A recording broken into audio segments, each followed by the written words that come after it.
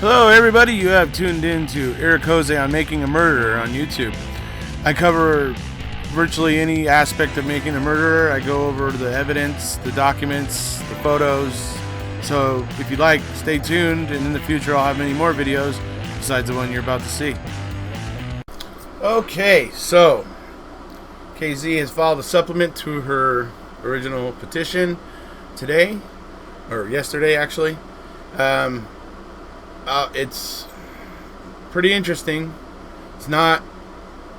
Doesn't look the greatest for Bobby Dassey. However, it's really taking it right to Kratz and right to Fassbender. I do love that. I love that a lot. I want those two to be questioned. I want those two to be just grilled, because it is clear that they were up to shenanigans, and KZ has even further fleshed out just exactly all the games that they were playing in terms of this CD and the content of that Dassey computer, and just exactly how kind of cloak and dagger they were trying to be about trying to be able to say that the information was there and available, and that, but at the same time holding it back, misrepresenting it. You'll see here coming up in some of the screenshots that I have from the motion for you. So it's interesting, folks. It's like, yeah, it's very, very interesting. And we'll go ahead and we'll get into it now, and you'll see. Y'all remember that conversation supposedly happened between Steven and Bobby and Michael Osmondson? That Michael Osmondson in his original statement said that that the whole conversation with him and Bobby and all that took place on November 10th, right? In court, Bobby says that it happened on November 4th. But the interesting thing is that it couldn't. Michael Osmondson says that it happened on the 10th, but it couldn't have happened on the 10th because Steven was in custody on the 9th. So there's some interesting things here. And so we're going to kind of go through it a little bit here, and we'll wrap it up at the end.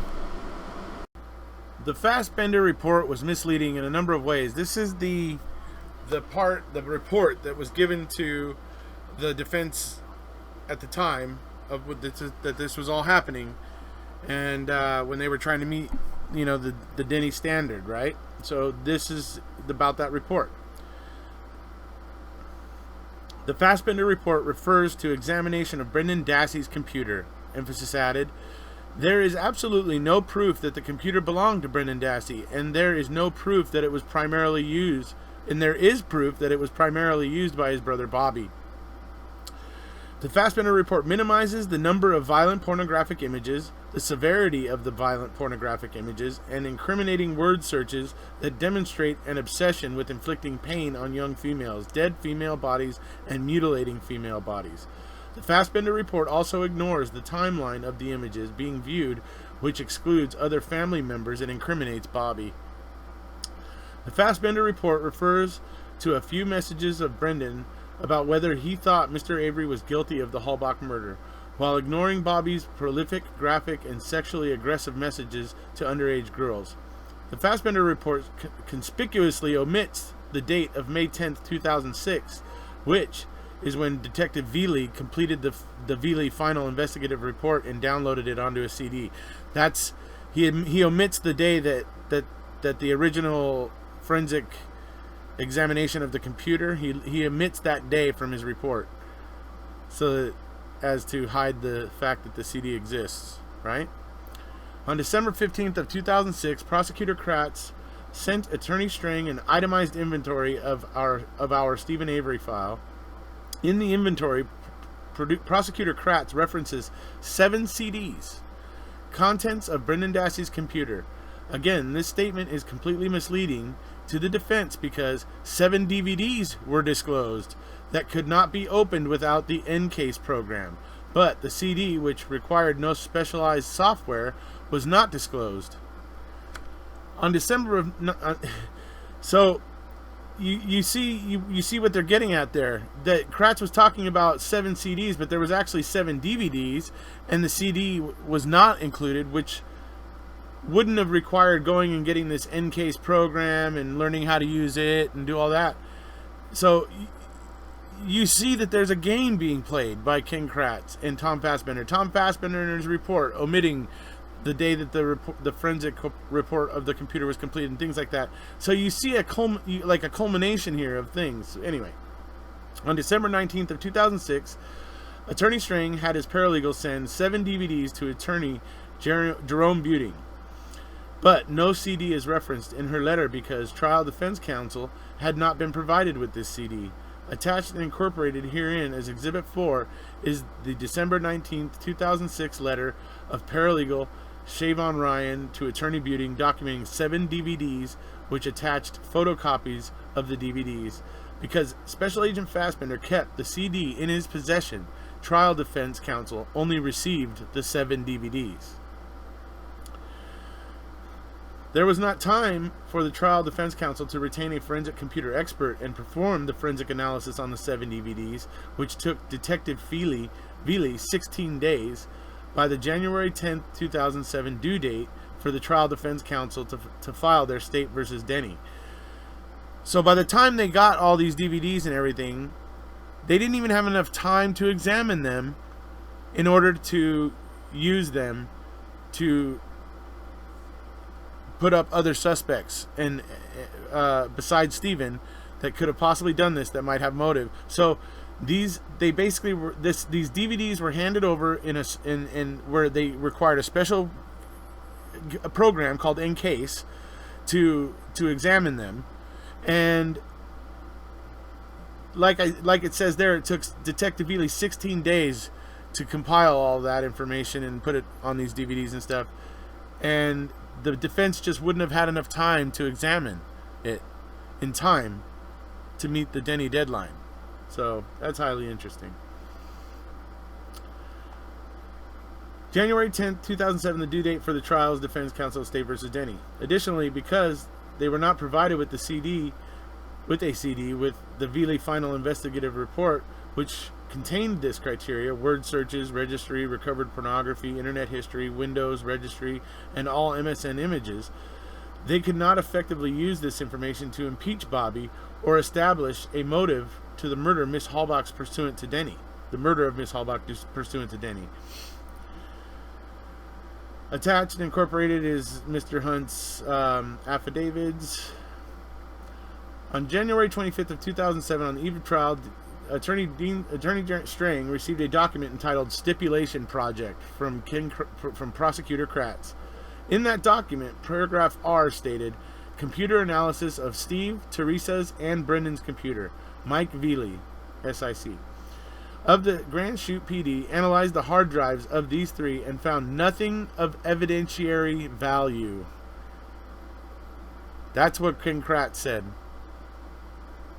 In terms of discovery, in my opinion, that's what Ken Kratz was saying, that there was nothing of evidentiary value on those hard drives. Yet they're playing all these games with the DVDs and the CD and everything with the supposed Brendan Dassey computer. Sounds fishy to me. Let's see here. We may wish to introduce the fact that they looked. This stipulation eliminates Officer Veely as needing Officer Veely as a witness. And then here in Exhibit 5 is Ken Kratz's stipulation project. On January 30th, 2007, Judge Willis denied trial defense counsel's Denny motion because there was no proof of motive for the murder provided by trial defense counsel. On February 5th of 2007, jury selection began for Mr. Avery's trial. So that is, to me, very interesting here, because you see this game that Ken Kratz and Tom Fassbender are playing with this CD. This CD certainly would have allowed them to meet Denny. I mean, Willis states as much, that, you know, because they try to say that he was wrong in determining that they didn't have anybody that met Denny or whatever, and Willis kept sticking to the fact that you don't have motive. Well, had they had this CD and and all that, they would have been able to establish motive. So it's gonna be interesting to see where this all ends up. Okay, so what Kathleen Zellner is pretty much well establishing here is that there was certainly a game being played here with the CD and the DVDs. The DVDs required special program that probably took a little bit of time to learn how to use, and like they say, it was information that took 16 days for Detective Veely to basically compile and put on to these DVDs and on the CD, I guess. So we're talking about a time-consuming task, and basically the defense didn't have enough time to be able to analyze the DVDs, and the CD wasn't sent. The CD, which would have been able to be instantly viewed, wasn't sent. That was held in Tom Fassbender's personal custody. So, yeah. What would this CD have allowed Dean Strang and Jerry Buting to do? It would have allowed them to establish motive for Bobby Dassey. This would have done two things. This would have, number one, allowed them to present another suspect besides Stephen Avery,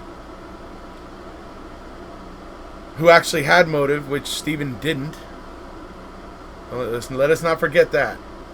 There was no motive offered for Stephen.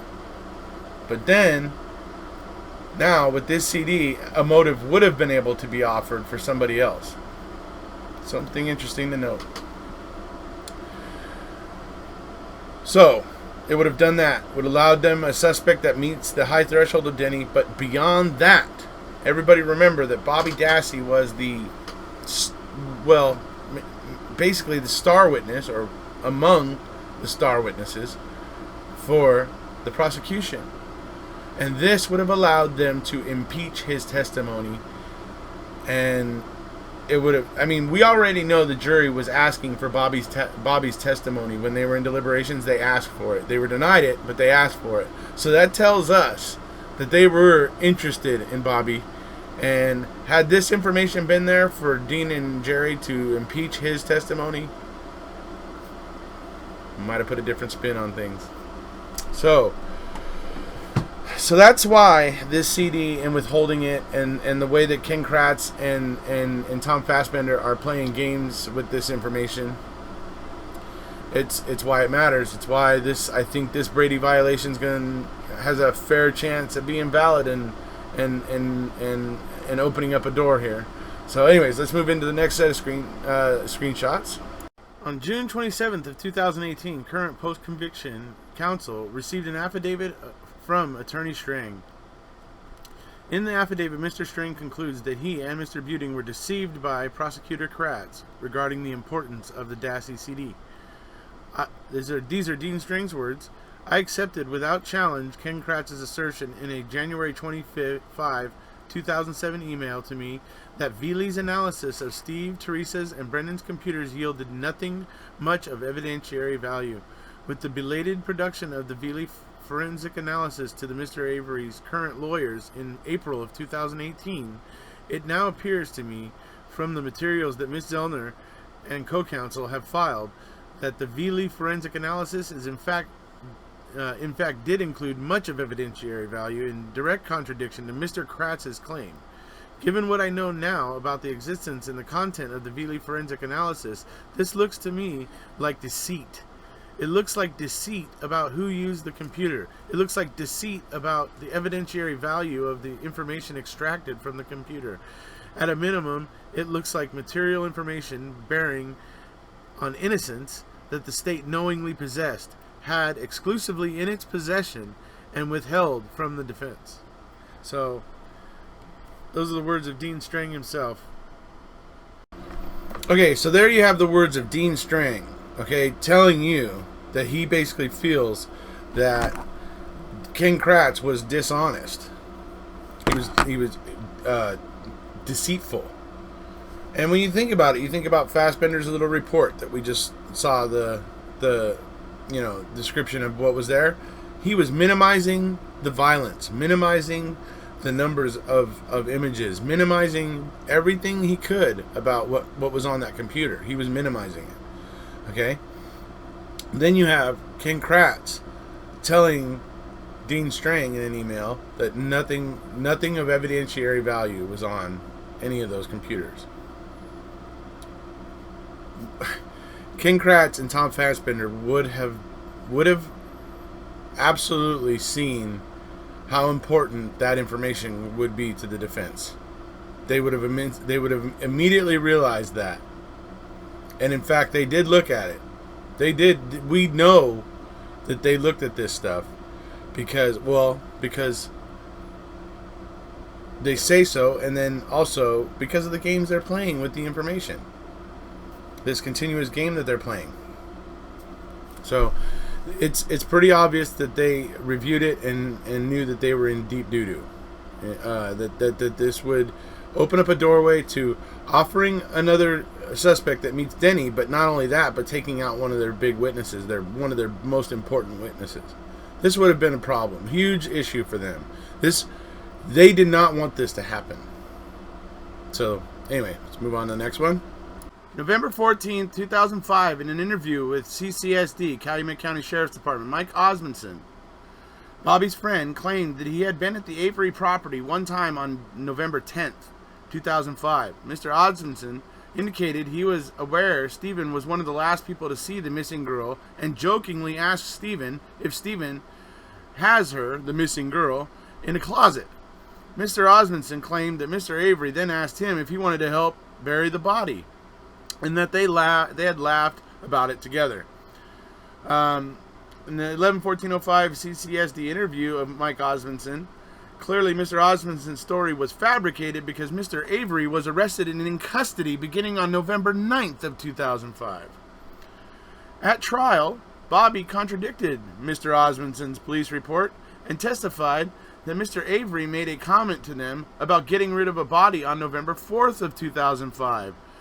Mr. Avery, in his most recent affidavit, disputes the content of this conversation. Mr. Avery contends that it was Bobby and Mr. Osmondson that asked him if he knew how to get rid of a body. Mr. Avery believes that it is highly suspicious that Bobby and Mr. Osmondson were referring to a body on November 4th, 2005, since the investigation at that point in time was for a missing person. In his Calumet County Sheriff's Department interview on November 17th of 2017, Bobby claimed that he had never hunted on the Redant property, in the Manitowoc gravel pit, or in the area off Cuss Road in Two Rivers. Mr. Avery has given an affidavit that directly contradicts Bobby's statements and claimed that Bobby frequently hunted in the Manitowoc gravel pit area. So this is very interesting, folks, and I'm now going to go and tell you a little bit more about Michael Osmondson. That's it could be very relevant. Put it that way. All right, so we clearly see that she's pointing out that Mr. Osmondson has given false or inaccurate or deceitful statements. She shows that Bobby has clearly given statements in the recent history here, which are not true. They're just provably false. There's nothing really you can say. I mean, he tries to say that the computer wasn't in his room.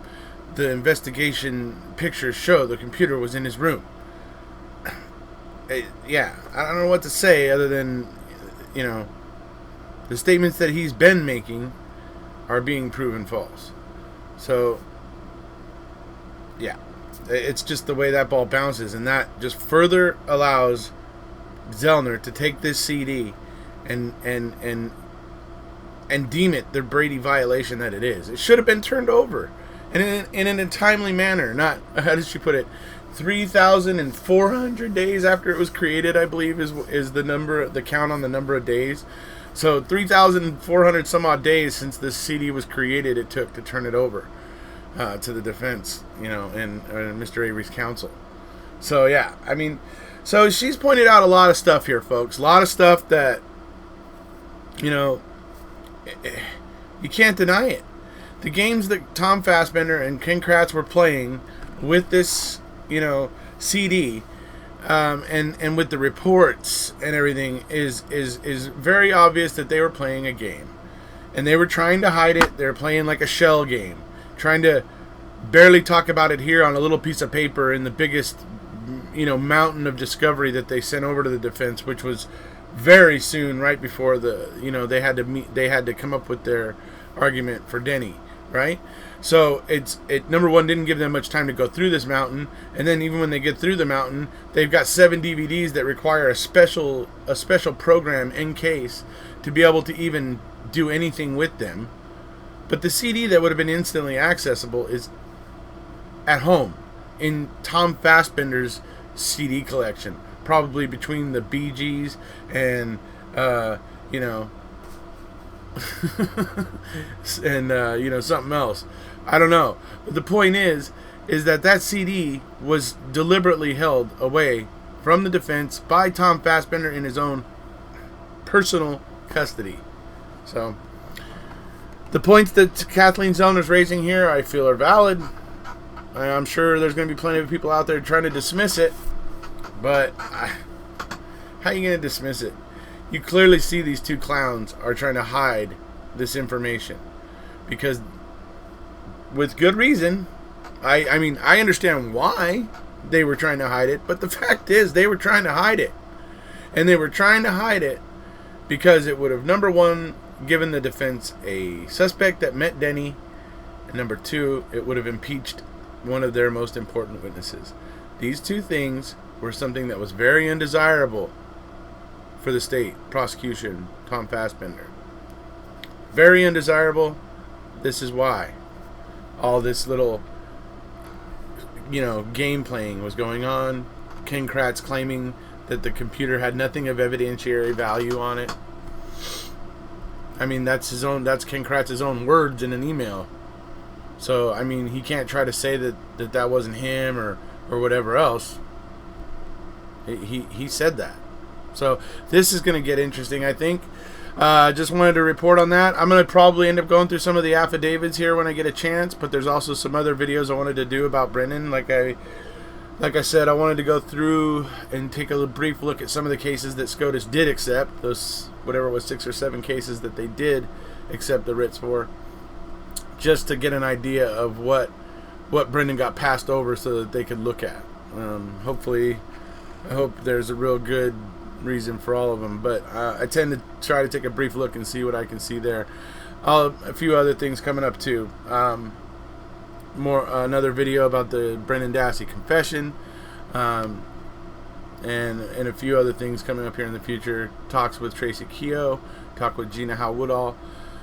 So it's going to get pretty interesting here in the days to come. Hopefully a lot more international supporters in the months to come. And also going to start talking about the wrongful convictions of youth wherever I see obvious cases of just horrendous, injustice. So that's kind of what's what we're heading for in the future here, folks. If you haven't already, please hit subscribe. We'll see ya.